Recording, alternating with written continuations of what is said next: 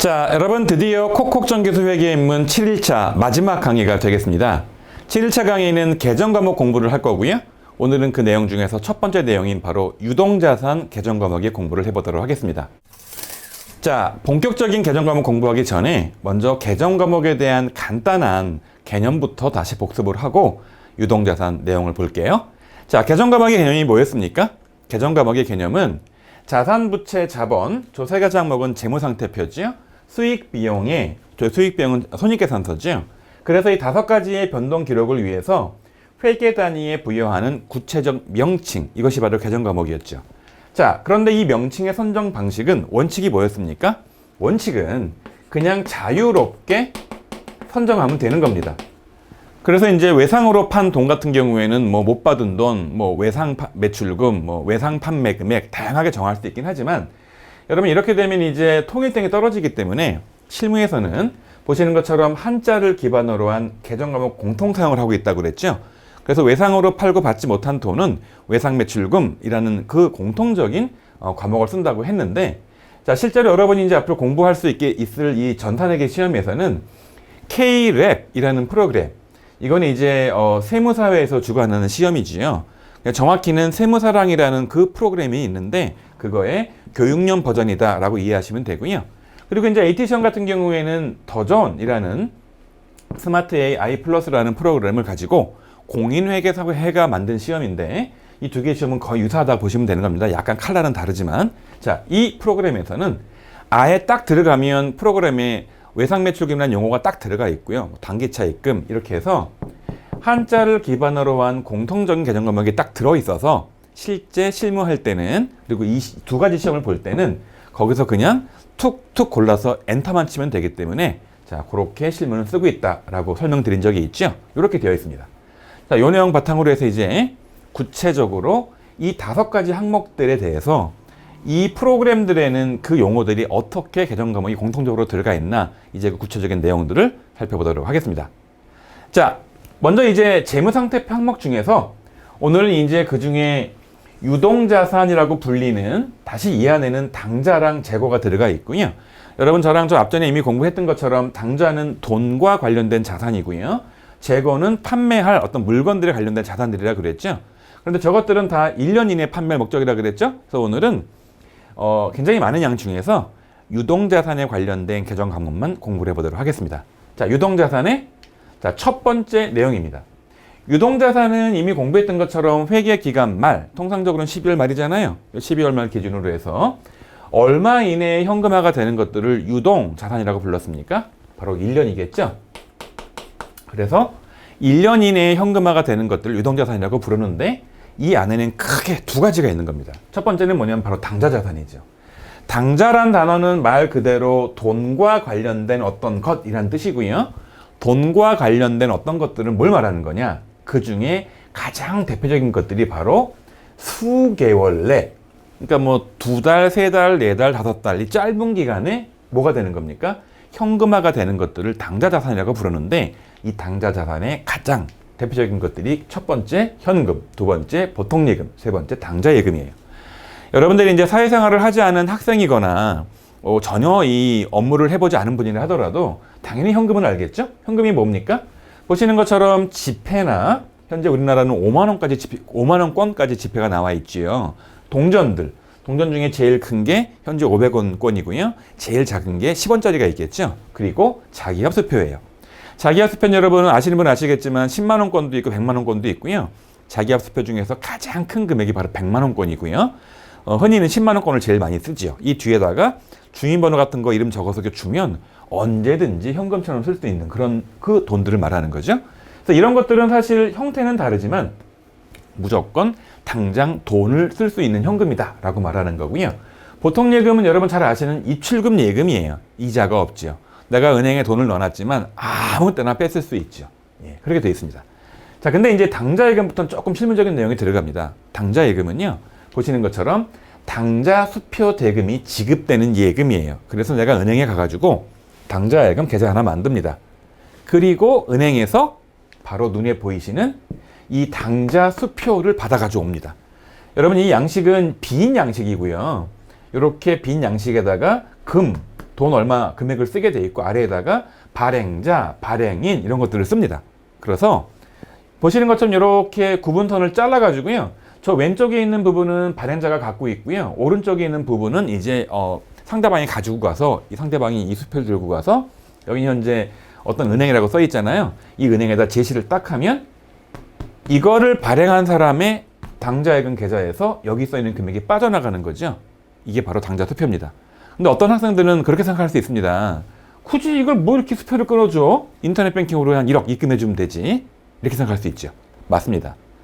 옛날에는 인터넷 뱅킹이 원활치가 않았거든요. 아예 그게 없었죠, 옛날에. 그러니까 이렇게 50만 원, 100만 원 주는 것들이야 현금을 주거나 수표를 주면 되는데 5천만 원, 1억, 2억, 3억 이렇게 큰 돈을 줄 때는 돈을 들고 가기가 위험하니까 이렇게 수표 한 장을 딱 들고 가서 주고 이렇게 거래를 했었거든요. 그래서 이 당좌의 수표는 예전에 인터넷 뱅킹이 활발하지 않을 때 발전된 제도인데 지금도 종종 이용되는 그런 제도입니다. 아무튼 요 당좌 수표에 돈이 빠져나가는 그 계좌를 뭐라고 부른다? 당좌예금이다. 이렇게 부르는 겁니다.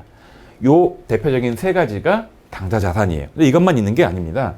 이제 보시면 그 이후에 추가적으로 외상매출금과 받을 어음이라는 것도 있습니다. 외상매출금은요, 이런 겁니다. 상품이나 제품, 우리의 재고를 팔아먹고요.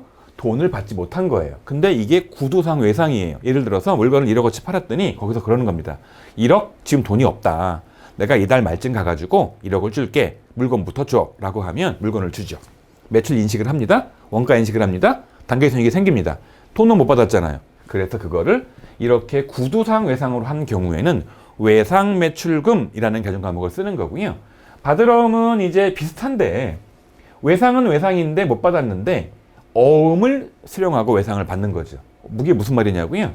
화면에 보이신 이게 바로 약속어음의 양식인데요. 잘 보니까 어느 회사 주식회사 귀야라고 되어 있고 여기 수표 번호가 써 있고요. 아래쪽에 금 200만 원 써 있잖아요. 딱 보니까 지급기일이 9월 30일이고 발행일이 8월 14일이죠. 이 말의 의미는 한 달 15일쯤 지나서 돈을 줄 테니까 저기 써 있는 은행 지점으로 가라. 그러면 내가 돈을 줄게 라고 해서 물건을 외상으로 구매하는 회사가 이렇게 증서를 발행해 주면 물건을 외상으로 판 그 회사는 이 증서를 들고 있다가 저기 써 있는 그 만기 날짜 지급기일에 은행에다 딱 보여주면 아, 돈 줘야겠구나 라고 은행에 돈을 주는 그런 구조로 가는 겁니다. 그래서 이 어음은요, 역시나 아까 말씀드린 것처럼 돈을 주면 될 거 아니냐, 입금해 주면 될 거 아니냐 라고 말씀하지만 현재 실무에서는 상당의 거래가 다 외상으로 거래가 되거든요. 근데 그냥 구조상 외상으로 하면 불안하니까 이렇게 증서를 갖고 외상으로 하는 거래의 관행이다 라고 이해하시면 되겠습니다. 이제 참고하면 이제 이게 만기 날짜에 돈을 받으려고 딱 은행에 제시했더니 은행에 돈을 못 주는 거예요. 이 잔고가 부족해서 이거를 어음의 부도다라고 표현을 하기도 하죠. 자, 여러분 이 두 가지 항목들을 흔히 줄여서 뭐라고 부르느냐? 얘를 물건을 매출하면서 받지 못한 돈이니까 뭐라고 부르는 겁니까? 매출 채권이다라고 부르기도 합니다. 자, 이렇게 공부를 했으니까 이제 한번 이걸 바탕으로 문제 하나 풀어보도록 할게요. 자, 보시면 이제 이거는 전산에게 나왔던 문제인데요. 2018년 문제죠. 2급. 다음의 대화에서 박대리의 답변을 붕괴하는 경우에 대변 개정 과목으로 옳은 것은 그랬습니다. 대변이니까 이제 오른쪽이겠죠. 예. 김 부장, 박대리님, 매출처 대한상점에 대한 외상대금은 받았습니까? 라는 겁니다. 물건을 외상으로 판 적이 있나 봐요. 그러니까 이렇게 말합니다. 네, 외상대금 100만 원이 당사 보통예금 계좌에 입금된 것이 확인됐습니다. 라는 겁니다. 이렇게 되면 여기서 돈이 들어오면 현금이 들어오겠죠. 100만 원이. 그리고 이제 이게 원래 외상으로 팔았던 거니까 여기 외상 매출금이 있었겠죠. 그래서 최초의 물건을 팔 때는 차변의 외상 매출금, 대변의 매출을 잡았다가 실제 돈이 들어올 때는 현금이 100만 원 들어오고 못 받았던 외상 매출금이라는 자산이 대변에 떨리는 그런 구조로 가니까 정답은 3번이 될 거예요. 자, 이런 구조로 갑니다. 자, 전산회계 2급이나 AT시험이, FAT 2급 같은 경우에는요, 구체적인 붕괴를 할 줄 몰라도 값만 잡아도 이렇게 풀 수가 있어요. 자, 그 다음 문제입니다. 자, 보시면 이제 뭐가 나와 있냐면요. 다음 중 주항공의 수정 후 잔액 시사표의 일부이다. 시산표는 이제 차변되면 금액이 맞나 맞춰보는 시험 삼아 만드는 표잖아요. 딱 보니까 매출 채권 금액이 얼마냐는 거예요. 여러분 매출채권 좀 아까 말했지만 뭐를 매출채권이라고 부르는 겁니까? 물건을 외상으로 팔고 못 받은 거잖아요. 근데 구두상 외상은 뭡니까? 외상매출금. 어음받고 외상은 뭡니까? 받으러. 자, 여기 보시면 두 가지 항목에 금액이 나와 있죠. 외상매출금이 300만 원이고요. 받으러이 250만 원이니까 합치면 얼마가 되는 겁니까? 550만 원이 돼서 자, 매출채권은 550이 되는 겁니다. 자, 이런 식으로 문제가 나옵니다. 자, 이제 그 다음 내용 이어서 보도록 할게요. 당좌 자산에는 이것만 있는 게 아니고요. 다른 것들도 있어요. 요까지는 이해가 되는데 이제 지금부터는 헷갈릴 수 있는 거예요. 다시 말하지만 당좌는 돈과 관련된 겁니다. 그런데 미수금은 뭐냐면요. 본연의 상거래.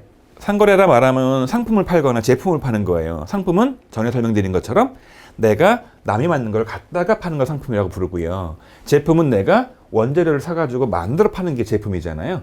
어쨌든 내가 팔아서 돈을 버는 게 이게 본연의 활동이죠. 그런데 그거 이외입니다. 어떤 게 이외가 있을까요? 보시는 것처럼 사용하던 기계나 트럭, 공장에서 뜯은 것들을 팔 일이 생겨요. 그래서 팔았어요. 그랬더니 똑같이 내가 돈이 없어. 한 달 뒤에 줄게 라고 말을 하는 겁니다. 그러면 어차피 받지 못한 돈은 맞아요. 그런데 이거는 상품이나 제품을 판 게 아니라 내가 쓰던 기계나 트럭 같은 유형 자산을 팔았기 때문에 상거래가 아닌 거예요. 이런 것들 뭐라고 부르는 겁니까? 미수금이다. 이렇게 부르는 거죠. 자, 그래서 시험 문제에서 이걸 종종 물어본다는 거예요. 매출채권과 미수금의 차이입니다. 매출채권 못 받은 돈이에요. 미수금 못 받은 돈이에요. 그런데 회계에서 매출채권 못 받은 돈은 뭐냐? 바로 상거래입니다. 상거래는 위에 보이는 것처럼 상품과 제품의 매출이죠. 미수금은 상거래 이외입니다. 뭐가 상거래 이외입니까? 상품 매출 파는 거 이외에 사용하던 기계나 사용하던 건물을 파는 것들. 그래서 상거래 채권은 매출채권, 상거래 이외 채권은 미수금. 이런 식으로 구분하는 문제가 자주 나오고 있어요. 자, 그럼 이게 이제 시험 문제에 어떻게 나오나 풀어보도록 할게요. 자, 이제 보시면 이 문제는 이제 FAT 2급에 나왔던 시험 문제이고요. 선생님의 질문에 올바른 답변을 한 사람 누구냐? 라고 묻는 겁니다. 문제를 보니까 선생님이 이렇게 질문하십니다. 업무용 비품을 처분했다. 대금은 한 달 뒤에 받기로 했다. 차변에 기입할 개정 과목은 뭐냐? 라고 묻는 거죠. 여러분, 좀 아까 말씀드린 것처럼 업무용으로 사용하던 거를 파는 거는 상거래가 아니에요. 상품 제품이 아니기 때문에. 따라서 상품 제품을 팔고 못 받은 거는 매출채권, 받으러 온 외상매출금이겠지만 이렇게 업무용 갖고 있던 거를 팔게 되면 그게 뭐가 되는 겁니까? 미수금이기 때문에 자, 미수금이라고 답한 사람은 누가 되는 겁니까? 바로 1번에 저쪽에 강모연 학생이 답이 맞겠죠? 이런 식으로 문제가 나오는 겁니다. 자, 이제 추가적으로 그 다음 내용인데요. 자, 가장 또 많이 쓰이는 것 중에 하나가 당좌자산의 유가증권이에요. 유가증권은 있을 같이 가잖아요. 그래서 재산적 가치가 있는 증서를 뭐라고 부르는 겁니까? 유가증권이다 라고 부르는 거고요. 여기에는 가장 대표적인 게 주식하고요. 채권이 바로 있어요. 그래서 이 주식과 채권을 유가증권이라고 부르는데 이 유가증권은 크게 세 가지로 분류를 합니다. 자, 첫 번째 뭡니까? 단기매매증권. 두 번째 뭡니까? 매도가능증권. 세 번째 뭡니까? 만기보유증권. 되게 어려운 단어처럼 느껴지긴 하겠지만 한자니까 이게 생각을 한번 해보실게요. 단기니까 이게 오랫동안 보유할까요? 빨리 팔려고 할까요? 빨리 팔겠죠. 근데 회계는 여러분 단기와 장기를 아까 말씀드린 것처럼 몇 년을 기준으로 한다고 했습니까? 1년이죠. 그래서 단기 매매 증권은요. 회사가 주식이라는 채권을 샀어요. 유가증권을 취득을 한 거죠. 왜 취득한 겁니까? 보시는 것처럼 1년 이내에 처분할 목적으로 취득한 주식과 채권을 말하니까 요 1년 이내 조심하셔야 돼요. 1년 이내니까 뭐가 되는 겁니까? 단기가 되는 거죠. 매도 가능 증권은 이제 사실 반대말이면 단기의 반대말은 장기니까 장기 매매 증권 이래야 되는데 개정 과목을 정할 때 이제 일반적인 사회의 약속은 장기 매매 증권이라고 안 정했어요. 이거 약간 암기를 하셔야 돼요. 뭐라고 써 있는 겁니까? 매도 가능 증권이라고 써놓은 거죠. 팔 수는 있다 그거죠. 근데 1년 이내에 판다는 겁니까? 1년 이후에 판다는 겁니까? 1년 이후에 파는 거죠. 그래서 단기 매매 증권은 1년 이내, 장기 매매 증권으로 하면 편하지만 용어는 뭐라고 적어놓은 겁니까? 팔 수 있다, 매도 가능 증권. 얘는 언제입니까? 1년 이후에 처분할 목적의 주식과 채권을 말하는 겁니다. 그런데 마지막 하나가 더 있어요. 바로 만기 보유예요. 저건 뭘까요? 만기까지 갖고 있겠다는 거죠. 여러분 질문 한번 드려볼게요. 주식은 만기가 있나요? 주식은 그런 게 아니에요. 내가 아무 때나 팔면 되는 거니까. 채권은 만기가 있을까요? 예, 채권은 만기가 있어요. 1년 만기, 2년 만기, 5년 만기 그걸 정해서 채권을 발행을 하거든요. 그래서 만기 보유 증권은 만기까지 보유 목적의 채권을 말하는 겁니다. 잘 보시면은요. 단기 매매 증권, 장기 매매 증권의 또 다른 용어 뭐라고 불렀습니까? 매도하는 증권은 주식도 있고요. 채권도 있어요. 주식도 있고 채권도 있지만 만기 보유 증권은 뭐밖에 없는 겁니까? 채권밖에 없겠죠. 왜? 만기는 채권밖에 없으니까. 이렇게 나누는 겁니다. 여러분 일반적으로 만기 보유 증권은 빨랑 팔까요? 빨랑 이게 만기가 될까요? 만기가 길까요? 만기가 길기 때문에 매도하는 증권과 만기 보유 증권은 일반적으로 이거는 투자 자산이에요. 따라서 다른 말을 바꾸면 얘는 당좌 자산이 아니에요. 요게 당좌 자산이에요. 따라서 원래는 이 부분은 당좌 자산을 공부하는 부분이기 때문에 요 단기 매매 증권만 설명을 하면 되는데 사실은 비교 설명이 필요하다 보니까 저뿐만 아니라 모든 다른 가르치는 분들이나 책들이 요 당좌 자산 공부할 때 세 가지가 다 나온다. 이렇게 이해하시면 되고요. 제가 뒤쪽에서 이제 다른 강의, 그러니까 두 번째 강의를 제가 할 때 이 개정 과목에 대해서 매도 가능과 만기 보유는 투자 자산 쪽에서 다시 한번 제가 설명을 드리도록 하겠습니다. 자, 이상 공부를 했으니까요. 요 내용이 시험 문제 또 어떻게 나오는지 궁금하시죠? 자, 문제를 풀어보도록 하겠습니다. 자, 보시는 문제는 FAT 2013년 문제이고요. 다음 중 단기 시세 차익 목적으로 시장성이 있는 주식을 취득한 경우 가장 적합한 개념 과목은 뭐냐고 그랬죠? 단기 목적이에요. 보시는 것처럼 매도 가능은 1년 이후잖아요. 만기 보유는 만기까지 가는 거잖아요. 따라서 단기 보유 목적은 단기 매매 증권이고요. 여기 보이는 지분법 적용 투자 주식은 사실 좀 내용이 어려워요. 그래서 회계원리 고급 수준이나 중급 회계에 나온 내용이기 때문에 이 지분법 적용 투자 주식에 대해서는 나중에 따로 회계원리 공부를 하거나 전산회계 공부 같은 거 할 때 그때 공부하시기 바라요. 자, 요 정도 하시고 이제 추가적인 또 당좌 자산을 보도록 할게요. 바로 단기 대여금이에요. 단기는 말 그대로 1년 이내죠. 대여는 뭡니까? 빌려줬다의 한자이잖아요. 그래서 얘는 1년 이내에 회수할 조건으로 빌려준 돈이에요. 종종 회사들이 다른 회사에 빌려주기도 하고요. 회사에 있는 종업원들한테 월급을 가불대주고 여러 가지 형태의 돈을 빌려주거든요. 이런 것들을 단기 대여금이라고 하는 겁니다. 그 다음에 이제 선급금이에요.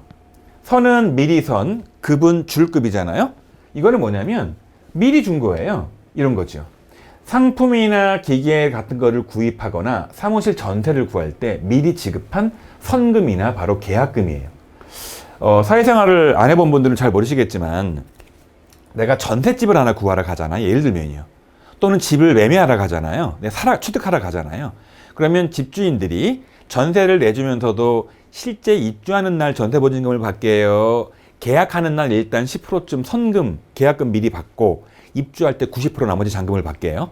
답은 후자예요. 그래서 통상적으로 부동산 거래할 때는 전세든 매매든 간에 계약하는 날 10%를 선금을 주게 돼 있거든요. 요렇게 회사들이 어떤 거래할 때 미리 주는 선금이나 계약금을 뭐라고 부르는 겁니까? 선급금이다 라고 부르는 겁니다. 자, 그래서 문제 하나 보면은요. 주항공은 거래처에서 상품을 매입하기로 하고 계약금 10%를, 그러니까 이게 상품을 매입하려고 했는데 미리 돈을 줬나 봐요. 몇 프로를? 10%를 계약금으로. 보통예금 계좌에서 이체를 해가지고요. 분괴를 끊었는데 대변에는 뭘 잡은 겁니까? 보통예금 10만 원을 줄여서 돈이 빠져나갔죠. 현금이, 보통예금이.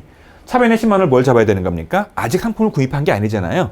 자, 상품 구입을 위해서 계약금 쪽으로 미리 준 돈 뭐라고 부르는 겁니까? 미리, 선, 줄급, 선급금이 되겠죠? 정답은 3번이 되는 겁니다. 자, 이게 FAT 2급에 나왔던 2015년도 문제이죠.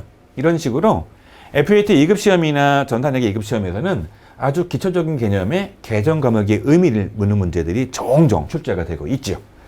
자, 이제 그 다음 내용이에요. 선급 비용이에요. 여러분, 이 선급 비용은요, 회계를 이제 처음 공부하는 분들이 몇 번 이제 어려움을 느끼게 돼요. 차변 대변 공부할 때도 굉장히 처음에 어려웠잖아요. 근데 이 선급 비용을 공부할 때도 처음에 좀 어려움을 느낍니다. 이건 뭐냐? 말 그대로 선급이니까 미리 준 거죠? 비용이라는 거예요. 이렇게 말하면 못 알아들어요. 왜?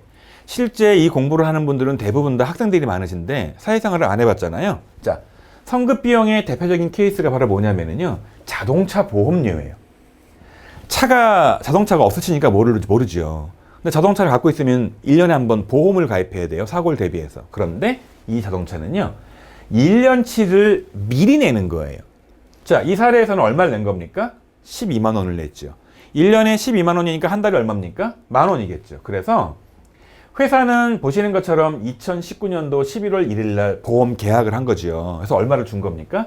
12만 원을 줬죠. 근데 이제 중간에 연말이 됐죠. 그리고 보험은 언제 끝나는 겁니까? 1년 뒤에 끝나니까. 이 전년도 11월 1일 날 가입을 해서 다음 년도 10월 말까지 1년 동안 이 보험의 효력이 계속 발생을 하니까 이 사이에 아무 때나 사고 나면 보상을 받을 수 있는 거거든요. 근데 문제는 자, 요 2개월치가 있고 요 10개월치가 있는 거잖아요. 그래서요. 근데 문제는 자, 요건 2만 원이죠? 요건 10만 원이죠. 그런데 2019년도 12월 말쯤 되면 회사는 뭘 해야 됩니까? 우리 앞에 공부했던 것처럼 회계의 원칙 중에 중요한 게 하나가 바로 기간별 보고잖아요. 그러니까 요거를 기간으로 하지 않고요. 1월 1일부터 12월 말까지니까 요 끊어서 요걸 기간으로 하다 보니까 요때 한번 정확한 계산을 해줘야 되는 거예요. 무슨 말이냐? 돈은 자, 2달 전에 12만 원을 냈는데 2019년치에 대한 비용으로 해당하는 비용은 얼마입니까? 2만 원이고 요 날짜 기준으로 회계년도 기말로 봤을 때 이 10만 원은 아직 비용으로 떨면 안 되는 거예요. 앞으로 얘는 서비스를 받아야 돼, 보험 서비스를. 그래서 이거는 내가 돈을 주긴 줬는데 비용화가 다 된 거다, 비용화가 안 된 미리 준 비용이다. 미리 준 비용이죠. 얘는 언제 비용이 됩니까? 다음 연도가 되겠죠. 그래서 우리 통장에 있는 돈이 보험회사로 가버렸어요. 그러나 돈이 나한테 없고 보험사에 갔죠. 그러나 그 보험사에 있는 돈은 내 돈이에요, 저 보험사 돈이에요. 이 10만 원은 10만 원은 내 돈이에요. 2만 원은 누구 돈이에요? 보험사 돈이에요. 왜요? 2만 원치는 보험사가 보험 서비스 제공했지만 10만 원치는 서비스 제공 안 했으니까 아직 내 건 거죠. 그래서 보험계약 계약을 하잖아요. 10만 원 돌려받겠죠. 그러니까 나한테 없지만 쟤한테 가 있지만 보험사에 내 거다 아니다. 내 거라서 요 10만 원 부분에 대해서는 미리 준 비용 내 거다라는 용어로 무슨 용어를 쓰는 겁니까? 성급 비용이라는 용어를 쓰는 거죠. 근데 주의할 게 있어요. 여기 비용이란 말이 있다 보니까 잘못 알아들으면 성급 비용도 비용으로 아는 건데 여러분이 성급 비용은 미리 준 비용으로서 아직 비용이 안 됐으니까 내 거니까 이 성급 비용은 자산이다 아니다. 자산이라는 사실을 여러분 반드시 기억을 해야 합니다. 사실 이 성급 비용은요. 회계원리 수준에서 나오는 문제이고요. 지금처럼 회계 입문에서는 너무 어려운 내용이에요. 참고로만 알아두세요. 자, 이제 추가적으로 이제 마지막 두 번째 주제인데요. 유동자산에 나온 첫 번째가 당사자산이고요. 두 번째 항목이 재고자산이에요. 재고자산은 보시는 것처럼 무슨 목적입니까? 판매할 목적이죠. 자, 그런데 어떤 걸 판매할 목적이 있느냐? 크게 세 가지가 있습니다. 상품. 여러분, 상품은 판매를 위해서 구입한 겁니다. 완제품이죠. 원재료는 물건 만들려고 사온 원료인 거죠. 그리고 제품은 이 원료로 만든 거죠. 그래서 삼성전자가 갤럭시 폰들을 판매하잖아요. 여기 삼성전자가 만든 휴대폰이 있어요. 따라 삼성전자 입장에서 이 휴대폰은 자기네 제품이에요. 여기 수많은 원료가 들어가죠. 부품들이. 그런데 충전기를 만든 거예요. 충전기. 여러분, 충전기는 삼성전자가 만들게요. 삼성전자는 다른 업체, 하청업체한테 그냥 돈 주고 사게 해요. 여러분, 이거는요. 하청업체가 만들어요. 요거는 삼성전자가 만드는 거예요. 따라서 삼성전자 입장에서는 하청업체한테 충전기를 사왔고요. 휴대폰은 내가 만들었잖아요. 따라서 삼성전자 입장에서 휴대폰은 뭐가 되는 겁니까? 제품이고요. 충전기 뭐가 되는 겁니까? 삼성전자가 팔지만 이건 상품이 되겠죠? 그렇게 이해하시면 돼요. 자, 하나 주의할 거는요. 재고자산은 보시는 것처럼 뭐가 되는 겁니까? 여기 보시는 것처럼 얘는 판매용이죠. 판매용. 근데 이제 앞으로 공부를 하겠지만 제가 다음 시간에 공부할 건데 유형자산은 형태가 있는 거잖아요. 대표적인 게 기계 같은 것들이에요. 자, 비품 같은 것들이에요. 자동차 같은 것들이에요. 차량 운반고 이런 것들은요. 판매용입니까? 회사가 사용용입니까? 이거는 업무의 사용 목적이잖아요. 그래서 예를 들어 가지고요. 어떤 회사가 컴퓨터를 판매하는 목적으로 회사를 만든 거예요. 가전제품 대리점을 크게. 그럼 컴퓨터 판매용 갖고 있는 컴퓨터는 뭐가 되는 겁니까? 그 대리점이 갖고 있는 판매용 컴퓨터는 재고가 되는 거죠. 근데 컴퓨터를 사가지고 알고 봤더니 직원이 쓰려고 산 컴퓨터예요. 그럼 뭐가 되는 겁니까? 업무 사용용, 유형자산이 되겠죠? 그래서 동일한 컴퓨터를 하더라도 어떤 때는 판매용, 어떤 때는 업무용. 그래서 재고, 유형 구분된다는 거죠. 자, 이게 어떤 식으로 문제에 나오나 문제 하나 풀어볼게요. 자, 이제 보시면 이 문제는 전산회계 2급의 76회 2017 문제인데 다음 자료에서 설명한 자산은 그랬죠? 정상적인 영업 과정에서 판매를 위해 보유하거나 생산을 하고 있는 거다. 이 서비스 제공 과정에 투입될 상품이나 원재료 형태로 존재하는 자산은 뭐냐? 당연히 현금은 아니겠죠? 무형도 아니겠죠? 둘 중에 하나인데 판매 목적은 유형이에요? 재고예요? 재고겠죠? 아주 흔하게 나오는 단골 손님 문제입니다. 자, 이제 그 다음 문제 보도록 할게요. 자, 이제 이제 문제는 다 끝났고요. 이제 이상 공부한 내용 바탕으로 해서 간단히 정리 한번 해보도록 하겠습니다. 이상 공부한 유동자산 관련 개정 과목 정리 한번 해볼까요? 자, 유동자산에는 크게 두 가지가 있었죠. 하나는 뭐였습니까? 바로 돈과 관련된 당좌 자산이 있었고요. 또 하나는 이제 판매랑 관련된 재고 자산이 있었습니다. 그래서 당좌 자산은 일반적으로 수개월 내에 현금화가 되는 것들이죠. 그 대표적인 것들이 뭐가 있냐면 현금, 자, 보통 예금, 당좌 예금이 일반적으로 있죠. 그리고 이제 물건 판매하고 받지 못한 외상 매출금과 바드러움이 있고요. 사용하던 기계 같은 것들을 팔고 받지 못한 미수금들이 있고요. 단기매매증권, 1년 이내 팔 주식 채권들이죠. 단기대여금, 선급금, 선급비용 같은 것들이 있는 거죠. 자, 근데 참고할 거는 매출채권은 어디서 나온 겁니까? 요거는 상거래에서 받지 못한 돈들이죠. 상품과 제품 판매하고 못 받은 돈들이죠. 미수금은 이제 상거래 이외에서 받지 못한 돈들이니까 사용하던 유형자산들을 판매하고 받지 못한 것들이겠죠. 그리고 이제 재고자산은 세 가지가 있었죠. 첫 번째, 자, 원재료 있었죠. 두 번째, 제품이 있었죠. 이걸로 만드는 거죠. 제품을, 원재료 가지고. 마지막 상품이 있었죠. 상품은 내가 만든 겁니까? 구입한 겁니까? 구입해서 판매하는 거고요. 제품은 내가 구입해 판매하는 겁니까? 내가 만드는 겁니까? 이건 내가 제조해서 판매하는 거죠. 이 정도만 구별할 줄 아시면 되는 거예요. 자, 여러분 고생하셨고요. 다음 시간에 7일차 두 번째 시간으로 또 다른 개정 과목에 대한 공부를 해보도록 할게요.